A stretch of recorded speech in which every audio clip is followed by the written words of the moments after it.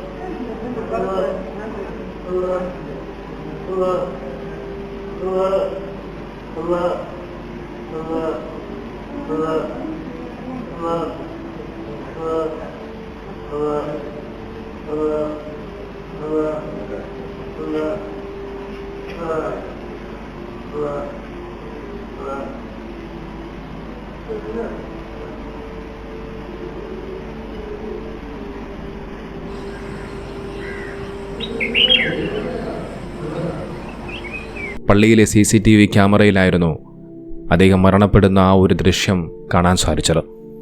എല്ലാവരെയും അത്ഭുതപ്പെടുത്തുന്ന ഒരു കാഴ്ചയായിരുന്നു അത്. മരണപ്പെട്ടു പോയ ഹനീഫ് ഉസ്താദ്, അദ്ദേഹം സ്ഥിരമായി സിയാറത്ത് ചെയ്യുന്ന ഒരു മക്ബറയുണ്ട്. അവിടെ വെച്ചുകൊണ്ടാണ് അദ്ദേഹം ഇത്തരത്തിൽ ലാ ഇലാഹ ഇല്ലല്ലാഹ് എന്ന് പറഞ്ഞുകൊണ്ട് അദ്ദേഹം മരണപ്പെട്ടു പോകുന്നത്. നോക്കൂ, മരണം എന്നുള്ളത് യാഥാർത്ഥ്യമായി മാറുമ്പോൾ, ആ മരണം നമ്മളിലേക്ക് കടന്നു വരുന്ന സമയത്ത്, ആ മരണം നമ്മെ പിടികൂടുന്ന സമയത്ത് അത് നല്ല രീതിയിലായിരിക്കണമെന്നുള്ളതാണ് ഏതൊരു ഇസ്ലാം മത വിശ്വാസിയും ആഗ്രഹിക്കുന്നത്. ഷഹാദത്ത് കലിമ ചൊല്ലിക്കൊണ്ട് പുഞ്ചിരിച്ചുകൊണ്ട് മരിക്കണമെന്നൊക്കെ നമ്മളെല്ലാവരും ആഗ്രഹിക്കാറുണ്ട്. പക്ഷേ ആഗ്രഹങ്ങൾ സഫലമാകണമെന്നുണ്ടെങ്കിൽ അവിടെ പടച്ച റബ്ബിന്റെ തീരുമാനം കൂടി വേണം. അല്ലാതെ അത് സാധ്യമല്ല. അള്ളാഹുവിനെ ഭയപ്പെട്ടുകൊണ്ട് നല്ല ഇബാദത്തുകളും സൽക്കർമ്മങ്ങളും ചെയ്യുന്ന മനുഷ്യർക്ക് മാത്രമേ ഒരുപക്ഷെ അത്തരത്തിലുള്ള വലിയ ആ ഒരു മഹാഭാഗ്യങ്ങൾ ലഭിക്കുകയുള്ളൂ. അത്തരത്തിൽ വലിയ മഹാഭാഗ്യം ലഭിച്ച ഒരു മനുഷ്യനാണ് അദ്ദേഹമെന്ന് നിസ്സംശയം പറഞ്ഞു വയ്ക്കാം. ഒരു മനുഷ്യന്റെ നല്ല മരണങ്ങളിൽ ഒന്നാണ് ഇത്തരത്തിൽ ഷഹാദത്ത് കലിമ ചൊല്ലിക്കൊണ്ട് ലാ ഇലാഹ ഇല്ലല്ലാഹ് എന്ന് പറഞ്ഞുകൊണ്ട് മരണപ്പെടുക എന്ന് പറയുന്നത്. നമുക്ക് മുആദ് ഇബ്നു ജബൽ റളിയല്ലാഹു അൻഹുവിൽ നിന്ന് നിവേദനം ചെയ്യുന്ന ഒരു ഹദീസിൽ കാണാം, നബി സല്ലല്ലാഹു അലൈഹി വസല്ലം തങ്ങൾ പറയുന്നു, ഒരാളുടെ അവസാന വാചകം ലാ ഇലാഹ ഇല്ലല്ലാഹ് ആയിരുന്നാൽ അവൻ സ്വർഗ്ഗത്തിൽ പ്രവേശിച്ചു. അതോടൊപ്പം അബൂ സഈദ് അൽ ഖുദ്രി റളിയല്ലാഹു അൻഹു നിവേദനം ചെയ്യുന്ന ഒരു ഹദീസിൽ കാണാം, നബി സല്ലല്ലാഹു അലൈഹി വസല്ലം തങ്ങൾ പറയുന്നു, അവസാനമായി ലാ ഇലാഹ ഇല്ലല്ലാഹ് എന്ന തൗഹീദിന്റെ വാക്ക് ഉച്ചരിച്ചുകൊണ്ട് മരണപ്പെട്ടാൽ അവൻ സ്വർഗ്ഗത്തിലാണ് എന്ന് നബി സല്ലല്ലാഹു അലൈഹി വസല്ലം തങ്ങൾ അറിയിച്ചിട്ടുണ്ട്. മുആദ് ഇബ്നു ജബൽ റളിയല്ലാഹു അൻഹു നിവേദനം ചെയ്യുന്ന മറ്റൊരു ഹദീസിൽ കാണാം, നബി സല്ലല്ലാഹു അലൈഹി വസല്ലം തങ്ങൾ പറഞ്ഞു, ആരുടെയെങ്കിലും അവസാനത്തെ വാക്ക് ലാ ഇലാഹ ഇല്ലല്ലാഹ് എന്നായാൽ അവൻ സ്വർഗ്ഗത്തിൽ പ്രവേശിക്കുന്നതാണ്. നോക്കൂ, ഈ ഹദീസുകളിലെല്ലാം ലാ ഇലാഹ ഇല്ലല്ലാഹ് എന്ന് പറഞ്ഞുകൊണ്ട് ഷഹാദത്ത് കലിമ ചൊല്ലിക്കൊണ്ട് മരണപ്പെട്ട് കഴിഞ്ഞാലും ആ മനുഷ്യന് സ്വർഗ്ഗം ഉറപ്പാണ്, ഗ്യാരണ്ടിയാണ്, ഒരു സംശയവുമില്ല. അത്തരത്തിലുള്ള ആ ഒരു മരണം കരസ്ഥമാക്കാൻ ഏതു സത്യവിശ്വാസിയാണ് ആഗ്രഹിക്കാത്തത്? അള്ളാഹു നമുക്കെല്ലാവർക്കും അതിനുള്ള ഭാഗ്യം നൽകട്ടെ. മരണപ്പെടുന്ന സമയത്ത് ഷഹാദത്ത് കലിമ ചൊല്ലിക്കൊണ്ട് പുഞ്ചിരിച്ച് മരിക്കാനുള്ള ഭാഗ്യം അല്ലാഹു സുബ്ഹാനഹു വ തആല നമുക്കെല്ലാവർക്കും നൽകുമാറാകട്ടെ. ഇതോടൊപ്പം വളരെയധികം പ്രധാനപ്പെട്ട ഒരു കാര്യം കൂടി പറഞ്ഞു വയ്ക്കാം. നമുക്കറിയാം, തിരഞ്ഞെടുപ്പൊക്കെ കഴിഞ്ഞപ്പോൾ വലിയ രീതിയിലുള്ള ആഘോഷങ്ങൾ കേരളത്തിൽ അങ്ങോളം ഇങ്ങോളം ഉണ്ടായി. ആ ആഘോഷത്തിന്റെ ഭാഗമായി വലിയ പടക്കങ്ങളും മറ്റുമൊക്കെ പൊട്ടിച്ചാഘോഷിക്കുന്ന കാഴ്ചകളുമുണ്ടായി. അത്തരത്തിൽ ആഘോഷത്തിന്റെ ഭാഗമായി കൊണ്ടുവന്ന പടക്കം, ആ പടക്കം ഇങ്ങനെ അത് തുറന്നു നോക്കിയപ്പോൾ കണ്ട കാഴ്ച ഞങ്ങളെല്ലാവരും ഒന്ന് കാണേണ്ടതാണ്. അസ്സലാമു അലൈക്കും. ഇത് എല്ലാ ഗ്രൂപ്പിലും ഷെയർ ചെയ്യണം. പരിശുദ്ധ ഖുർആൻ കൊണ്ടാണ് പടക്കമുണ്ടാക്കിയിട്ട് ആഹ്ലാദ പ്രകടനത്തിന് ഉപയോഗിക്കുന്നത്. ഇതുമായി നമ്മൾ സ്റ്റേഷനിൽ കേസ് കൊടുത്തിട്ടുണ്ട്,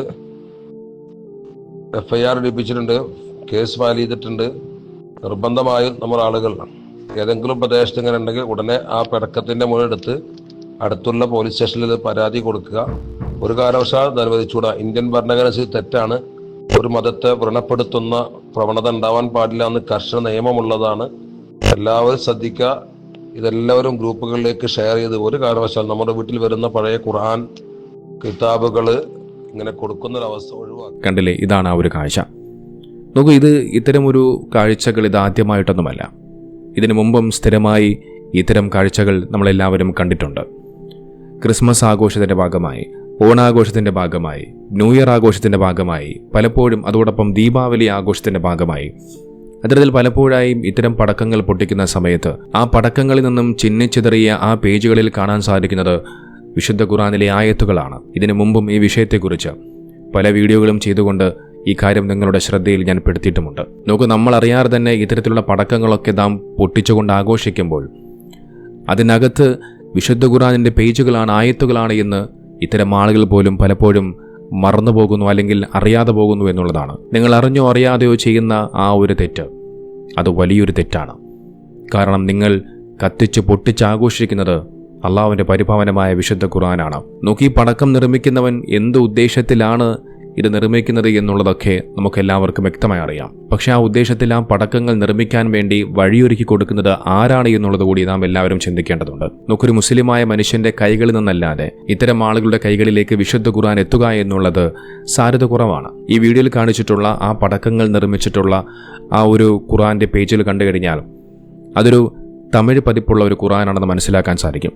കാരണം ആയത്തുകൾക്ക് താഴെ അവിടെ തമിഴ് ലിപികളും കാണാൻ സാധിക്കുന്നുണ്ട്. നോക്കൂ, പല ആളുകൾ വീടുകളിലും മറ്റുമൊക്കെ ഇതുപോലെ ഖുർആനുകളും അല്ലെങ്കിൽ ഖുർആൻ ആയത്തുകളും അടങ്ങിയ പുസ്തകങ്ങളുമൊക്കെ ഇരിക്കുന്ന സമയത്ത് കുറച്ച് പൈസയ്ക്കും മറ്റും വേണ്ടി വീട്ടിലുള്ള മറ്റു പല വസ്തുക്കളോടൊപ്പം ആ വിശുദ്ധ ഖുർആനിനെയും ഒക്കെ എടുത്ത് ഏതെങ്കിലും ഒരു ആക്രി കടക്കാരന് കൊടുക്കുന്ന ഒരു പ്രവണത ചില ആളുകളിൽ നിന്നും ഉണ്ടാകാറുണ്ട്. അത്തരത്തിൽ ആക്രി കച്ചവടം ചെയ്യുന്ന ഇത്തരം ആളുകളുടെ കൈകളിലേക്ക് ഈ വിശുദ്ധ ഖുർആൻ എത്തുമ്പോൾ അവർ എന്തിനൊക്കെയാണ് വേണ്ടി ഉപയോഗിക്കുന്നത് എന്നുള്ളതിനെക്കുറിച്ച് ഈ കൊടുക്കുന്ന ആളുകൾക്ക് യാതൊരുവിധ ബോധ്യവുമില്ല.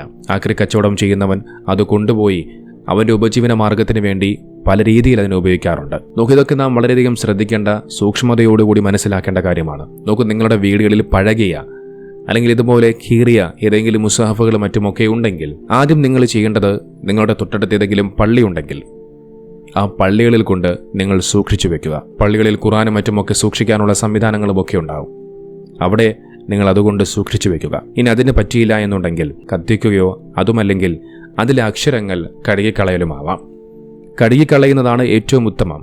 പക്ഷേ ആ കഴുകിക്കളയുന്ന വെള്ളം ഭൂമിയിൽ തട്ടാൻ പാടില്ല എന്നുകൂടിയുണ്ട്. അങ്ങനെ ഭൂമിയിൽ തട്ടുമെന്ന് നിങ്ങൾക്ക് തോന്നിക്കഴിഞ്ഞാൽ അത് കരിക്കൽ തന്നെയാണ് നല്ലത്. കഴുകിക്കളയുന്ന വെള്ളവും കരിച്ച വെണ്ണീരും ശുദ്ധിയുള്ള കിണറിലോ പുഴയിലോ ഒഴുക്കിക്കളയുകയോ കുഴിച്ചു മൂടുകയോ ചെയ്യേണ്ടതുണ്ട്. മുസാഫ് കരിക്കാതെ ഒരിക്കലും കടലിലോ പുഴയിലോ ഒഴുക്കരുത്. അവ ഒഴുക്കിലോ തിരയിലോ പെട്ട് കരയിലേക്ക് തന്നെ വരാൻ സാധ്യതയുള്ളതുകൊണ്ടാണ് അതങ്ങനെ പറഞ്ഞു വെക്കുന്നത്. ചുരുക്കി പറഞ്ഞാൽ മുസാഫിന്റെ ഹുറുമത്തിന് ഭംഗം വരാത്ത മാർഗമാണ് നിങ്ങൾ ഇക്കാര്യത്തിൽ സ്വീകരിക്കേണ്ടത്. അതുകൊണ്ട് ഇനിയെങ്കിലും ഈ കാര്യം നിങ്ങൾ വളരെയധികം ശ്രദ്ധാപൂർവം ചിന്തിക്കേണ്ടതുണ്ട്. അതോടൊപ്പം പൊട്ടിക്കാൻ പോകുന്ന പടക്കങ്ങൾ, ആ പടക്കങ്ങൾ പൊട്ടിക്കുന്നതിന് മുമ്പ് നിങ്ങൾ ഇത്തരം കാര്യങ്ങൾ വളരെയധികം സൂക്ഷ്മതയോടുകൂടി നോക്കിക്കാണേണ്ടതുണ്ട്.